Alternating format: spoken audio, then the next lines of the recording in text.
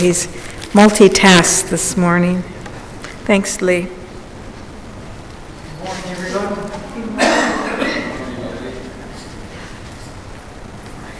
Okay.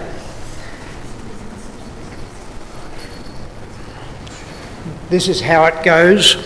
You decide you're going to preach something that's a little edgy, a little different, and people you don't know turn up. And so the thing I should say is that if you feel, and even those of you who know me well may be confronted by some of the things I'm going to say today, don't interrupt, be patient. You can take me out and stone me later if you wish, but wait until you've heard all the message before you get carried away, okay? Is that all right? Okay. This sermon is called The Semblance of Love. This is a phrase. Pamela and I were on our way to the Rainforest Cafe in her car, and the radio was on, and she regularly runs ABC.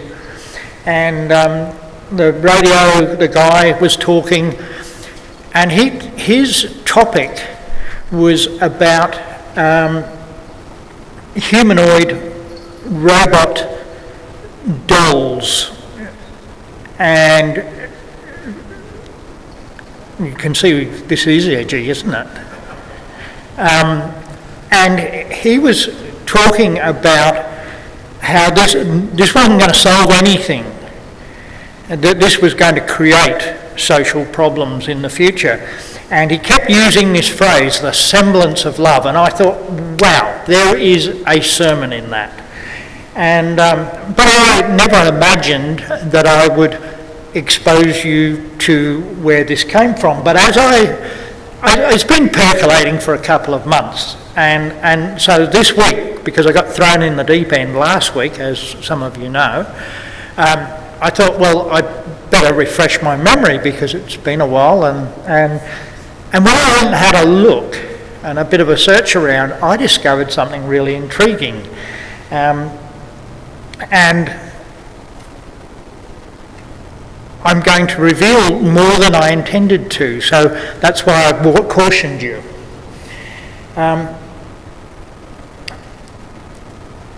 So then I went online looking for an online definition of the word semblance, and God had this one absolutely prepared for me, because yes, there's the definition, an outward or token appearance, but look at the example. This is all copied off the same webpage. Foolish men mistake transitory semblance for eternal fact. Couldn't have been more right for this sermon.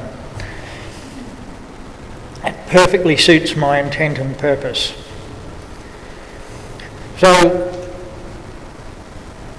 this is 1 John 4, 7-8. Dear friends, let us love one another, for love comes from God. Everyone who loves has been born of God and knows God. Whoever does not love does not know God, because God is love. But does this verse mean us, the people in this building right now? Or does it include us and our neighbours? And does it stop at the furthest yard fence on our immediate neighbours' sides? How far down the street are they our neighbours?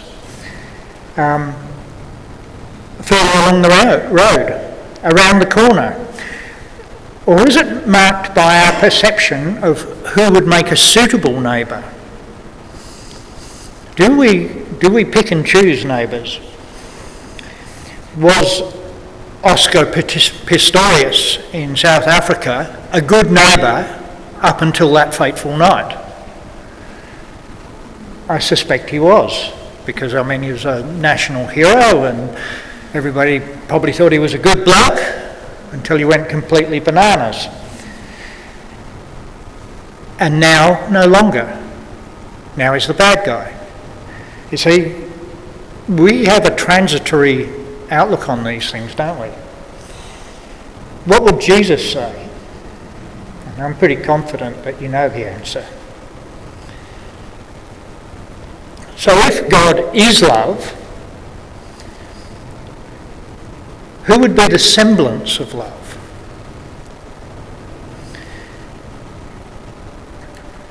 Who would be the token or outward appearance of love?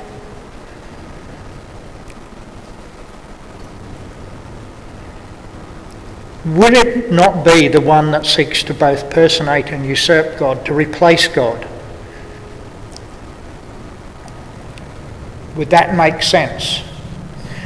This implies a counterfeit, and within Adventism I don't need to say any more. I know you know and understand that, and you can identify straight away. And so we'll move to a scripture for that point. This is Isaiah 14, 13, 14, and you know the one before it, which I'll get to. But in 13 and 14 it says, "For you have said in your heart, I will ascend into heaven. I will exalt my throne above the stars of God. I will also sit on the mount of the congregation on the farthest sides of the north. I will ascend above the heights of the cloud. I will be like the Most High." And of course, verse 12 reads, "How are you fallen from heaven, O Lucifer, son of the morning? How you are cut down to the ground, you who weakened the nations." So we've got an identity for the author of the semblance of love. So we have two very different views of love. And this is God's view. Love is eternal, selfless, limitless, and self-sacrificing. And we're all familiar with 1 Corinthians 13, 4-7. Love is patient, love is kind, it does not envy, it does not boast, it is not proud, it does not dishonour others, it is not self-seeking, it is not easily angered, it keeps no record of wrongs. Love does not delight in evil, but rejoices with the truth. It always protects, always trusts, always hopes, always perseveres. It's difficult, isn't it? Because as human beings, we always tend to frame things in the negative.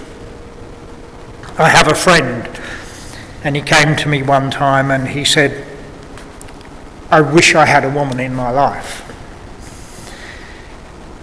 And I said, "Well, what kind of woman do you want in your life?" And he said, "Well, I don't want one who drinks, I don't want one who smokes, and I don't want one who gambles."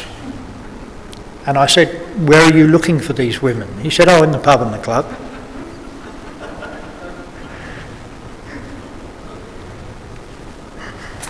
You know? He didn't tell me what he wanted, he told me what he didn't want, and then he told me he was looking in exactly the wrong place for what he wanted. So this is difficult because, you know, love is patient, love is kind, that's positive. It does not envy, it does not boast, it is not proud. Well, we're back into the negative. We find it very hard to couch it in positive terms. So the other view of love, and this is where it will begin to be confronting.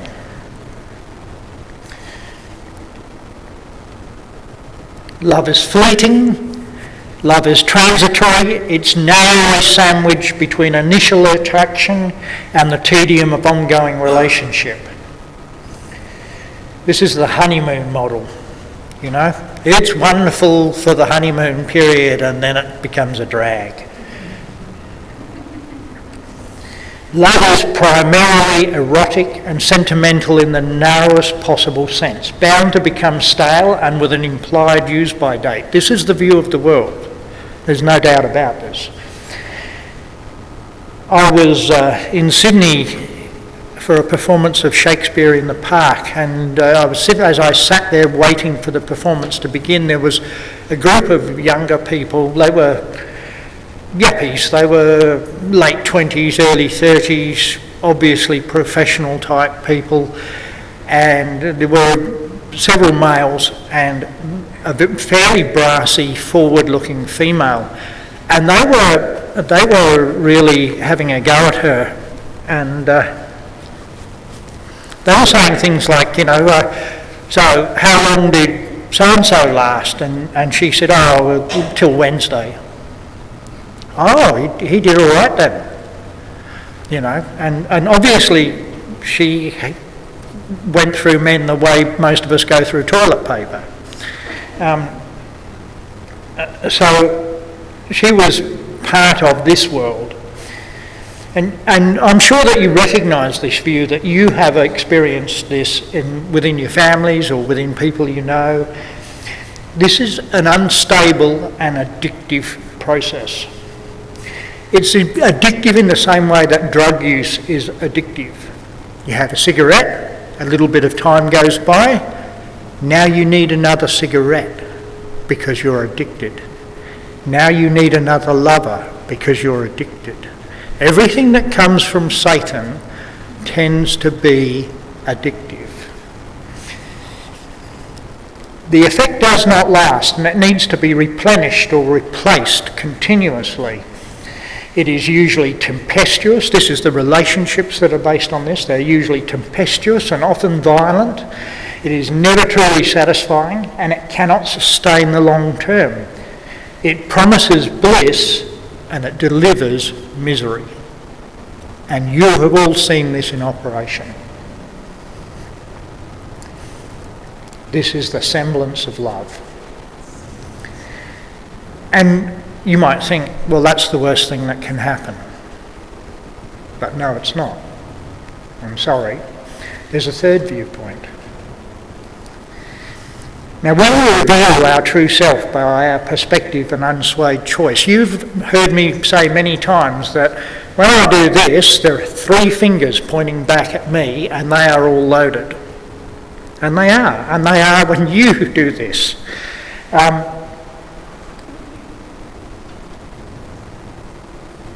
The protagonists in the cosmic controversy reveal themselves by their choices, just as we reveal ourselves in our choices with regard to them.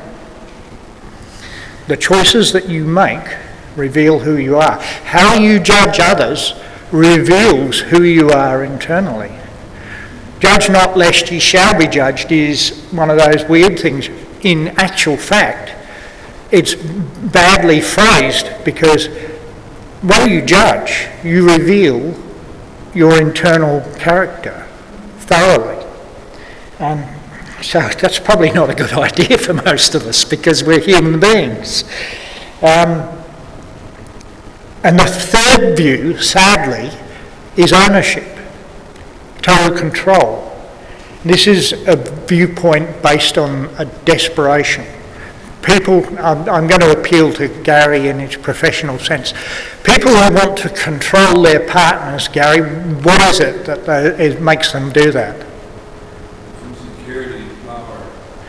They feel that their life is totally out of control, so they try to control everything around themselves.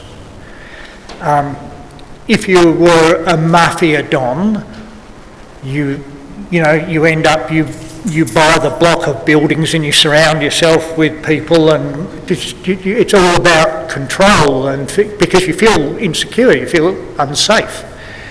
And the good thing about being in a relationship with God is that stuff falls away. Now, I've struggled with this stuff in my life, so I can say this, but this idea of ownership is pretty frightening. God created us and created a perfect setting for us. And he created that perfect setting before he created us. This is Genesis 1, right? And even now, at the other end of that journey, he has gone to prepare a place for us. He prepared a place for us before he created us, and now he's preparing a place for us before he redeems us. Even though, at this moment in time, none of us are deserving. Some of us might claim that we're more deserving than others. I'd be very careful with that. I really would.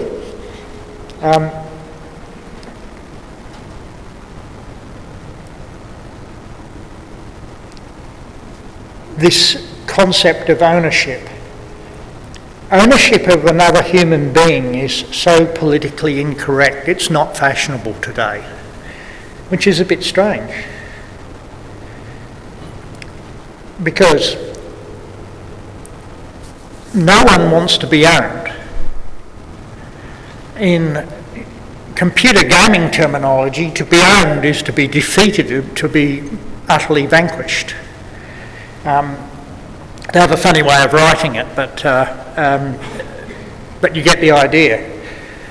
And in our world, slavery is seen as a real negative. Although a lot of us wear clothes and shoes that have basically come out of semi-slavery situations.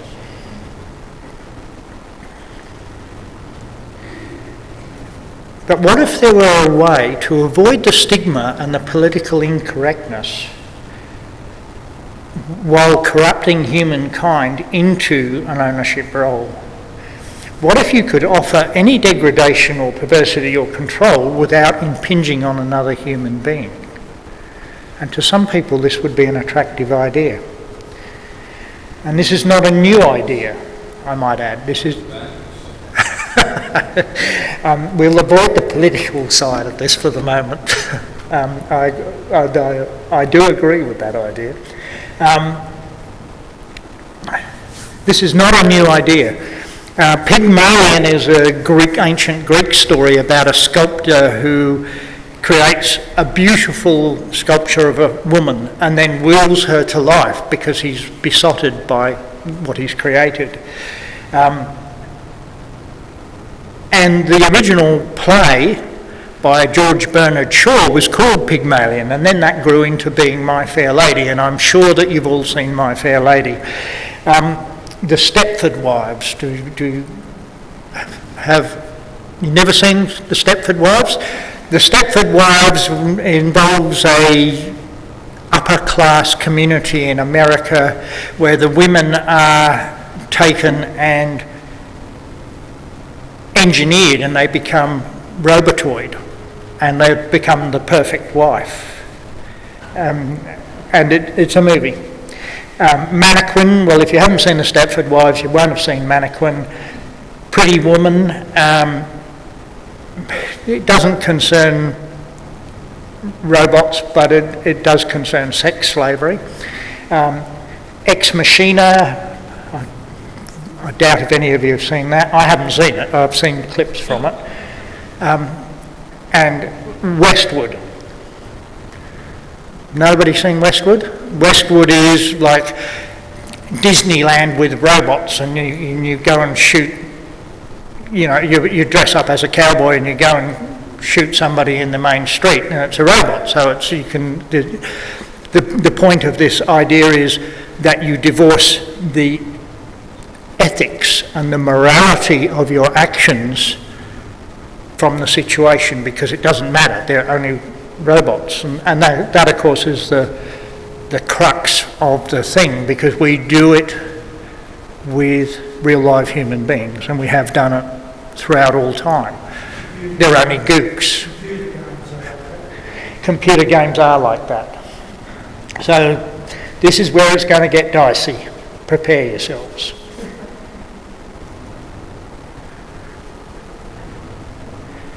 This is not a manipulated image. That is a real picture of a real product. It can wink. I would have shown you that, only that was a really disturbing image for me, which I thought might make it way too disturbing for you. This is a machine. You can actually buy this model with other features. And the thing that occurred to me as I did the research on this is I looked back in my life and I remember reading about Imperial Rome. And in Imperial Rome there were probably more slaves than there were Romans. Oh, I say probably. There were certainly more slaves than there were Romans, let's put it that way. And so a slave, although they had certain rights under the law, they were a subset of humanity under Roman law, and they were a subset that could be exploited in a number of ways, and had no rights to determining their own life. Does this remind you of somebody else's plan for humanity? It does me. And then I remembered that in the late 60s, and this could be contentious because it was contentious for my wife, the pill arrived and it divorced the consequences from the action. And I'm not saying that it is a bad thing or that it's always used badly, but what actually happened in the late 60s and early 70s was the sexual revolution. And while lots of people tell me that the 70s was such a great time to be alive, I actually lived through it, and it was difficult at times, and it was threatening, and we were making it up as we were going along, and it didn't make us happy. For the large part, this new freedom that we had did not result in an outbreak of happiness and healthy humanity. And then I thought about Western civilization, where, you know, here in Western civilization we have a nice lifestyle, we have cars, we have clothes, we have belongings, we have things. But you know, I've been in slums in India, and those people had nothing, but they were a great deal happier than most of us. I can't really tell you more than that. So these machines have been around for a while, and so one of the significant makers of the machines did a survey, and of course not everybody who owns such a machine is willing to respond. So this is by no means a complete data, and I would suggest to you that in a situation like this, there are people whose opinions would sway the direction of the survey, but they are never going to come clean about who they are and their experience. But what was interesting was the people who did respond. And they were the people, and I've used the word normal there, and if you can think the word normal can fit this group of people, but these were the people who you would otherwise not pick as being weird, perhaps. And their reasons for purchasing such a device, these things are not cheap. We're talking $40,000 upwards, right? Depending on quality and whatever. So we're talking like a brand new motor car going up.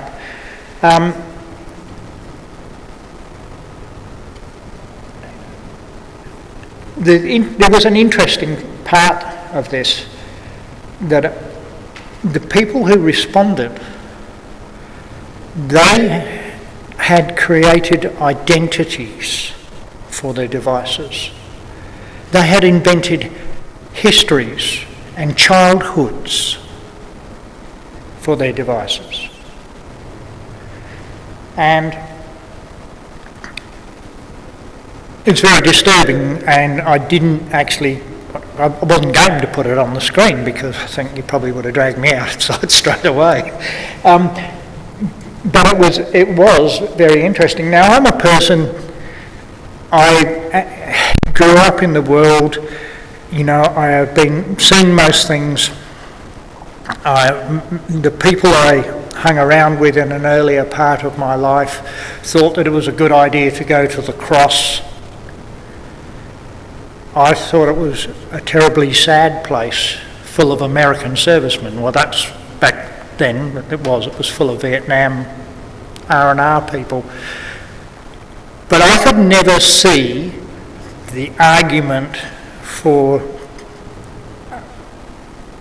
the services See, in my mind, prostitution is something where both sides of the argument convince themselves that the other guy's the sucker, right? That they are the exploiter and the other person is the one being exploited. And that's how it works. It can't work on any other way. And the way I see it is everybody's being exploited here. You know? You get your ego stroked? Do you really? You just paid somebody to stroke your ego. What does it really mean? What's the value of that?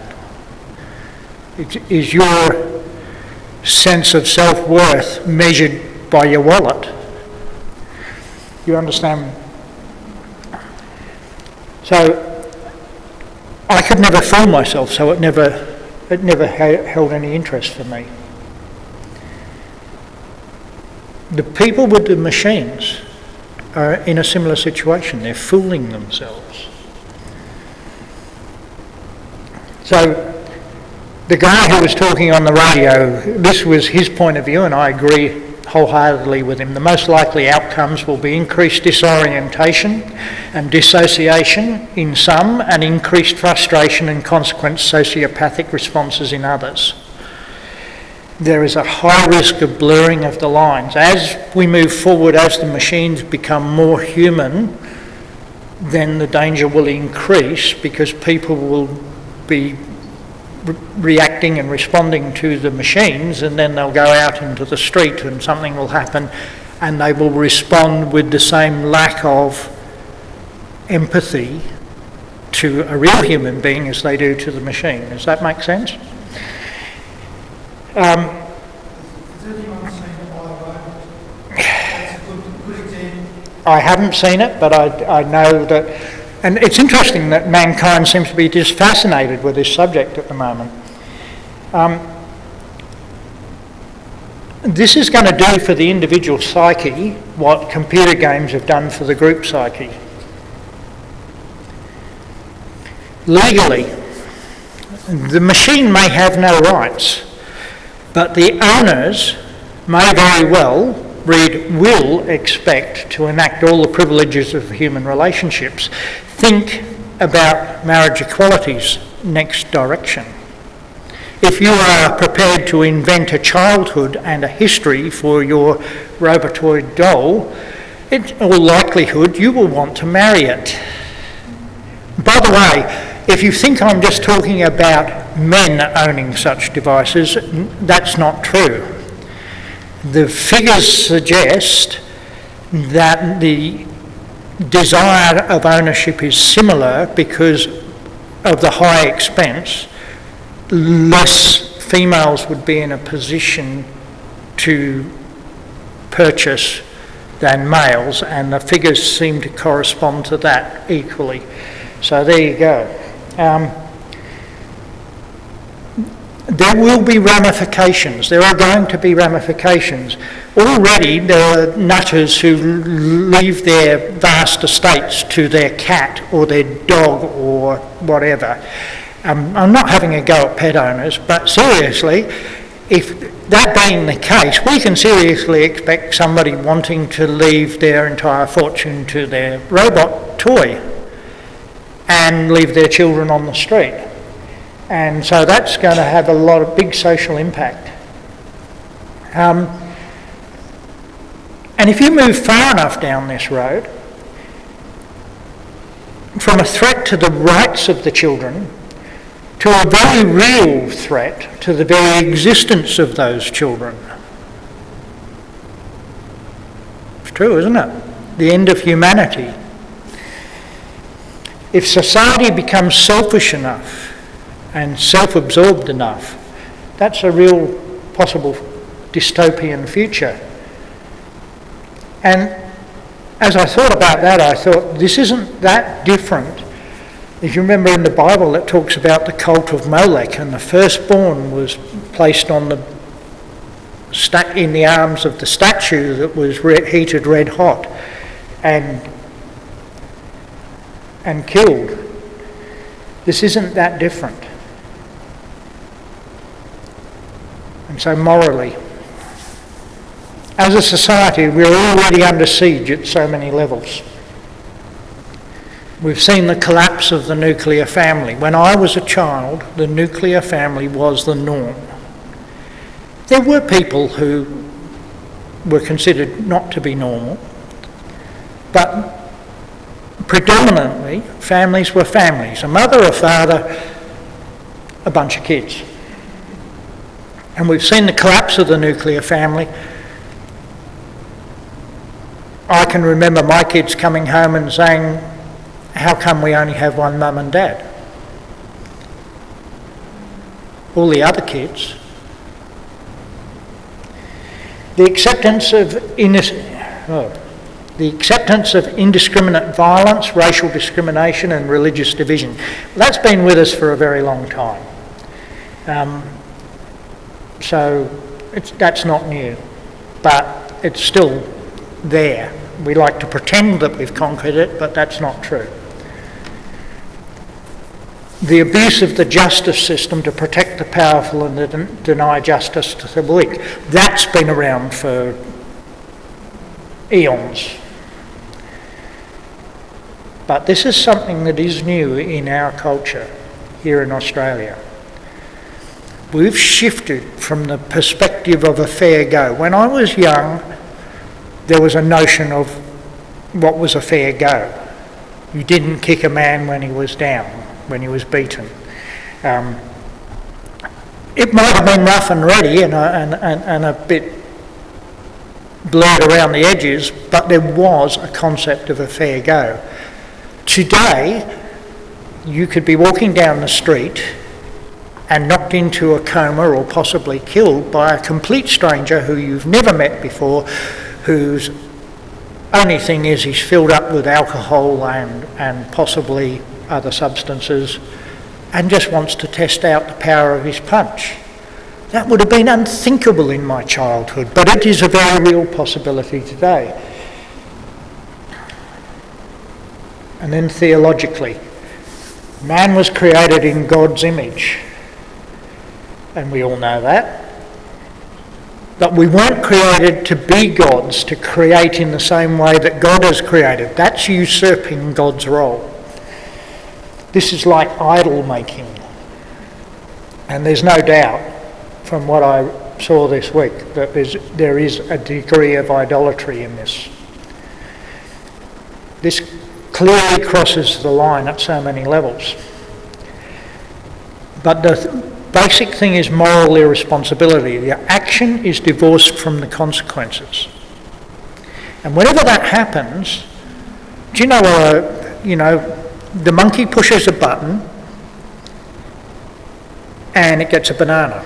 It pushes the other button and it gets an electric shock. And guess what? The monkey stops pushing the other button very, very quickly. But if you want to drive a monkey mad, you then wire up so both buttons produce an electric shock and the monkey will go insane. So this is going to do that to our society to some degree.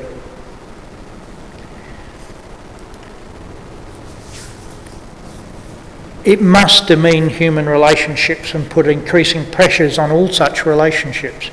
If you thought that the nuclear family had problems now, it's going to get worse. And there is the absence of a curbing opinion. Pamela said I shouldn't preach this message, and you're probably all thinking that right now, but I had a curbing opinion. You see? And that is something that the flag can go up. But in the absence of a curbing opinion, the machine isn't going to tell you, don't do this. I don't like it when you do that. So that is going to subtly shift in a negative way humanity. But most important of all, God is love, who created us to love as he loves us, sacrificially and wholeheartedly and without reserve. And this is going to violate that notion, and there will be no way back from where this leads society. And as this takes hold, God must intervene and cannot further hold back. Do you agree with that? God will be forced to write us off as a species in the general sense.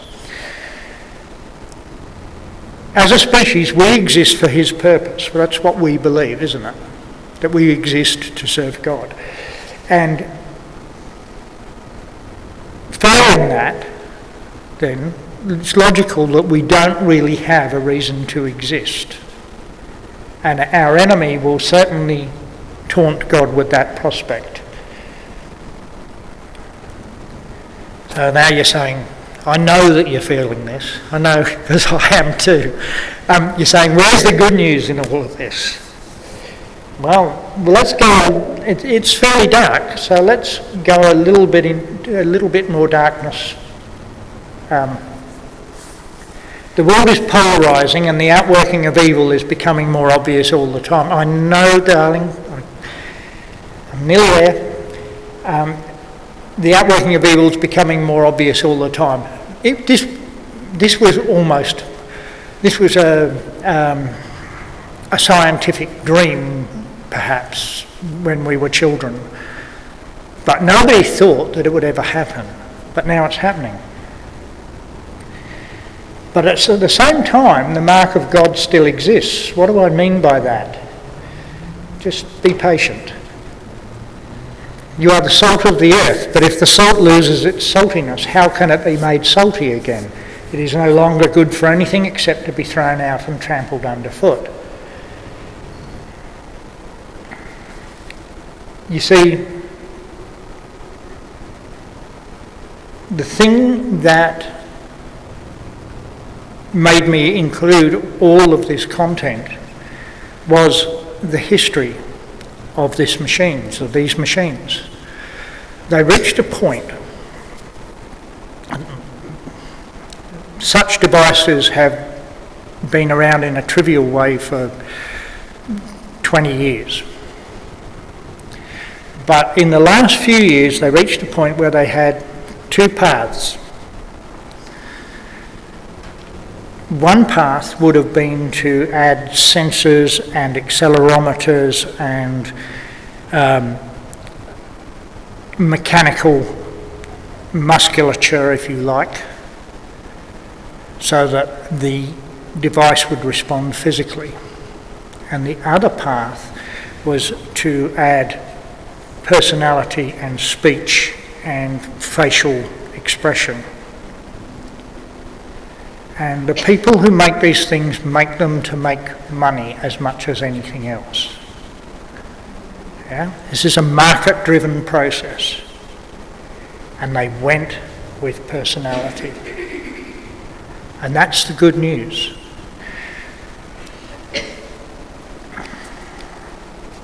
Because what that tells me is that even at our most depraved as a species, we still desire relationship. It's not just about the hot and sweaty stuff. It's about relationship. That's people are willing to spend upwards of $40,000 to have what to me is a ludicrous and unsatisfying relationship, but they are willing to spend that. These people they're actually spending this money to get this unsatisfying relationship. And so that is the good news, because we're in the relationship business. You are the good news, not Obed, not Gary, not me, all of us. If you want results, stay salty. You don't want to be trampled underfoot? Stay salty. Don't want to be discarded and be like all the other churches in Australia who are largely seen as irrelevant? Stay salty. Have something to offer the society that you live in. And you're going to say to me, but Leigh, they're too dark. got nothing in common with them. They scare me. I know that people feel like this, and I know that this is quite common within Adventism. So, you are the light of the world. While you read that text, I'm going to keep talking. You cannot expect the darkness to enter into the light. It cannot do that. The darkness is destroyed by the light. So, the darkness isn't going to come to you. Why else is it written, "Go ye therefore"? It's not written, "Stand there and they will come to you." That's not the mission statement of the church. You go to them. And you're saying, well, they're too strong for us, Leigh. Then take God with you. Because God is inherently stronger than everything and everyone. We, you and I, have no light of our own. We're like the moon. The moon has no light of its own.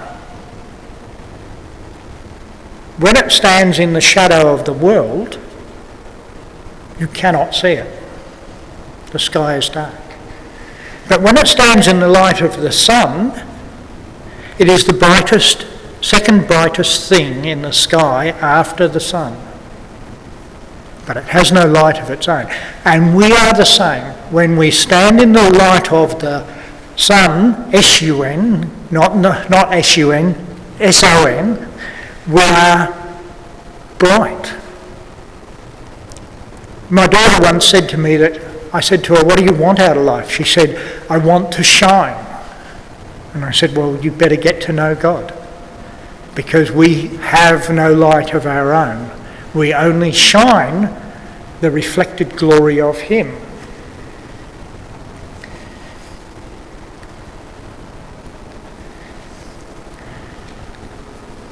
This is 1 John 4:17-19.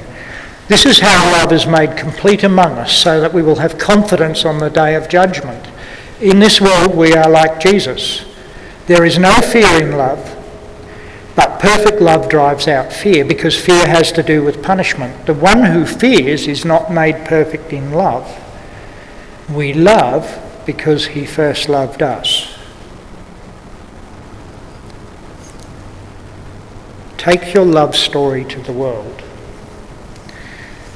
We can see that no matter how mixed up and desecrated the world is, however unholy, it is still fundamentally attracted to love. And that we know that we're commanded to love, not to fear. When we love as Jesus does, and did, that's when they'll listen. That's when we will reach them. When we truly reflect Him, their stony hearts will melt. They don't want us, they want Him. That's the bit that's missing in every human life. It's Him.